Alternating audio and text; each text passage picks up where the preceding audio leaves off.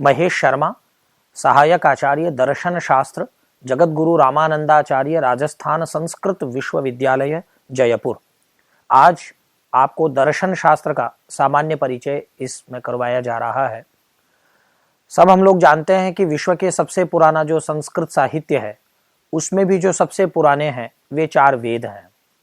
वेदों के अंतिम भाग को वेदांत कहा जाता है, जिसमें उपनिषदों की चर्चा होती है, ब्रह्म सूत्रों की चर्चा होती है और श्रीमद् भगवद गीता की चर्चा होती है।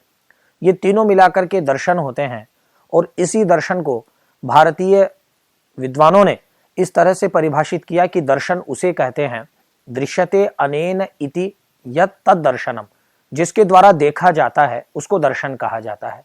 क्या देखा जाता है?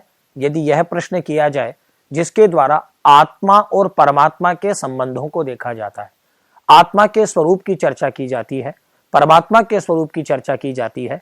ये संसार सत्य है कि मिथ्या है, ये संसार कैसे बना, ये प्रकृति कैसे बनी, ये जीव चराचर इत्यादि कैसे बने, ये सब जहां चर्चा की जाती है वह शास्त्र दर्शन शास्त्र है। दृश्यते अनेन इति तद्दर्शनम, इस परिभाषा के अनुसार जिससे आत्मदर्शन पूर्वक तत्वज्ञान प्राप्त किया जा सके उसे दर्शन कहते हैं। भारतीय दर्शन 2 प्रकार के हैं, आस्तिक दर्शन और नास्तिक दर्शन। पहले मैं आपको नास्तिक दर्शन के बारे में बताता हूं। नास्तिक दर्शन परंपरा के अनुसार 3 है। सबसे प्राचीनतम नास्तिक दर्शन है चार्वाक, उसके बाद में है जैन और उसके बाद बौद्ध। इधर आस्तिक दर्शनों में सर्व प्राचीन, सबसे प्राचीनतम जो दर्शन है वह है सांख्य दर्शन।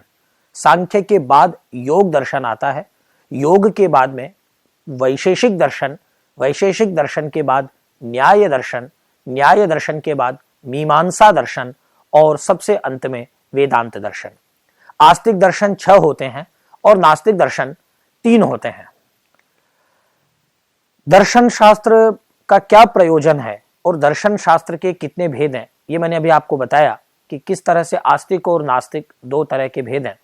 इसका प्रयोजन, क्यों दर्शन शास्त्र पढ़ा जाए, क्या जरूरत है दर्शन शास्त्र की, इस पर यदि हम चर्चा करें तो तत्व ज्ञान पूर्वक शास्त्र पढ़ने से ज्ञान होता है, तत्व का ज्ञान होता है। तत्व मतलब संसार, आत्मा, ये सब तत्व हैं, परमात्मा, ये सब तत्व हैं। इन तत्वों के ज्ञान होने से परम पुरुषार्थ, हमारे यहाँ 4 पुरुषार्थ माने गए हैं, धर्म, अर्थ, काम और मोक्ष। इसमें जो अंतिम पुरुषार्थ है इसको परम पुरुषार्थ कहा जाता है। इस परम पुरुषार्थ मोक्ष की प्राप्ति ही दर्शन का मुख्य प्रयोजन है। सारे वेदांत वाक्य, सारे दर्शन शास्त्र के वाक्य इसी बात में, इसी काम के लिए प्रवर्तित होते हैं, इसी काम को करना चाहते हैं कि मोक्ष कैसे प्राप्त हो। इसलिए अब मैं आपको यह बताता हूं कि इसमें भेद क्या है, आस्तिक दर्शन किसे कहा जाता है और नास्तिक दर्शन किसे कहा जाता है। क्या कारण है कि परंपरा ने 2 डिवीजन कर दिए, एक डिवीजन को आस्तिक दर्शन कहा जाने लगा और एक भाग को नास्तिक दर्शन कहा जाने लगा। जिन दर्शनों में, जिन दर्शन शास्त्र के मनीषियों ने, ऋषियों ने, विद्वानों ने वेदों या तदनुकूल या वेदों की अनुकूलता को प्राप्त इतिहास, पुराण, स्मृति इत्यादि सारे शास्त्रों को प्रमाण रूप में स्वीकार किया है कि ये प्रमाण है, इन वेदों में जो लिखा है, स्मृतियों में जो लिखा है, पुराणों में जो लिखा है, इतिहास में जो लिखा है, रामायण महाभारत में जो लिखा है, ये प्रमाण है, ये ईश्वर को, आत्मा को, संसार को प्रकट करने के लिए परम प्रमाण है। ये आस्तिक दर्शन कहे जाते हैं। जिन दर्शनों ने प्रमाण के रूप में वेदादि शास्त्र स्वीकार नहीं किए, जो ये नहीं मानते कि वेद प्रमाण है, इतिहास प्रमाण है, पुराण प्रमाण है, सांख्य दर्शन इत्यादि जितने प्रमाण, ये सब वेद को मानते हैं, इसके विपरीत जो नहीं मानते हैं वे नास्तिक दर्शन है। इनकी संख्या 3 है और इसको कितना अच्छी तरीके से स्पष्ट किया गया संस्कृत की एक पंक्ति में। मनुस्मृति में मनु ने कहा, नास्तिको वेद निंदक है। जो वेदों की निंदा करता है, निंदा करने का मतलब उनकी आलोचना करना नहीं है, यहाँ पे निंदा शब्द का अर्थ यहाँ पर है वेदों को प्रमाण रूप में नहीं मानने वाला। जो वेदों को प्रमाण रूप में नहीं मानता, जो वेदों की आलोचना करता है, वेद को स्वीकार नहीं करता, वे नास्तिक है।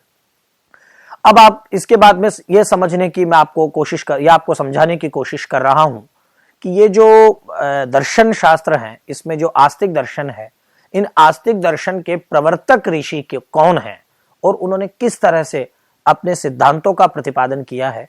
सबसे पहले अपन बात करते हैं सांख्य दर्शन की। सांख्य दर्शन के प्रवर्तक हैं महर्षि कपिल। इनके लिखे हुए सांख्य सूत्र सांख्य दर्शन के मूल ग्रंथ है। कालांतर में सांख्य शास्त्र के अनेक ग्रंथ वाचस्पति मिश्र, ईश्वर कृष्ण इत्यादि अनेक विद्वान उत्पन्न हुए जिन्होंने सांख्य शास्त्र के अनेक ग्रंथ लिखे।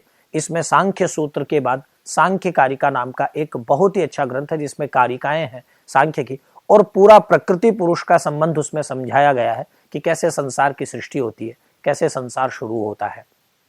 सांख्य के बाद में महर्षि पतंजलि के योग दर्शन का स्थान है। योग दर्शन पे अनेक टीकाएं लिखी गई। योग दर्शन में किस तरह से समाधियों का वर्णन किया गया, संप्रज्ञात समाधि क्या होती है, असंप्रज्ञात समाधि क्या होती है, इस तरह से जहाँ चर्चा की गई, चित्तवृत्ति के निरोध की जहां पर चर्चा की गई, कैसे चित्तवृत्ति का निरोध होता है, स्वाध्याय से किम लक्षणम इत्यादि सारी चर्चा जहां पे की गई है, यह योग दर्शन है। इसके प्रवर्तक ऋषि हैं महर्षि पतंजलि।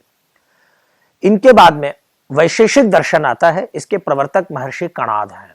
आप लोगों को इस बात को समझना चाहिए कि वैशेषिक और न्याय ये परस्पर वैसे ही जुड़े हुए हैं जैसे सांख्य और योग जुड़े हुए हैं।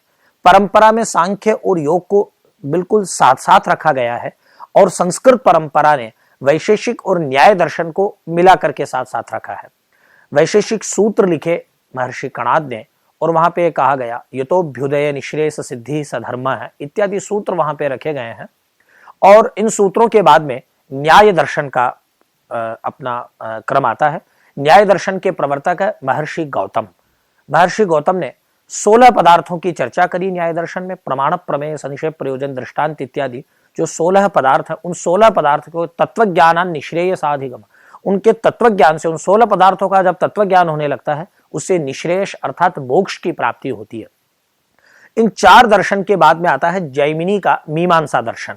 मीमांसा दर्शन में कर्मकांड की चर्चा की गई है और जैमिनी ने मीमांसा सूत्र लिखे। अथातो धर्म जिज्ञासा चोदना लक्षणोर्थो धर्म इत्यादि धर्म का लक्षण किया गया महर्षि जैमिनी के द्वारा। और उसमें कर्मकांड को, जिसमें 12 लक्षणियों से कहा जाता है, उस जैमिनी की मीमांसा में 12 अध्याय हैं और उसमें संस्कृत के बहुत ही प्राचीनतम सूत्र है। इनके बाद में महर्षि बादरायण का वेदांत शास्त्र आता है जिसमें ब्रह्म सूत्र है। ये तो हुए आस्तिक दर्शन। नास्तिक दर्शन है चार्वाक। चार्वाक दर्शन के प्रवर्तक है चार्वाक, इन्हें लोकायत भी कहा जाता है। जैन दर्शन के प्रवर्तक ऋषभादि 24 तीर्थंकर हैं जो ऋषभ से लेकर के महावीर तक हैं।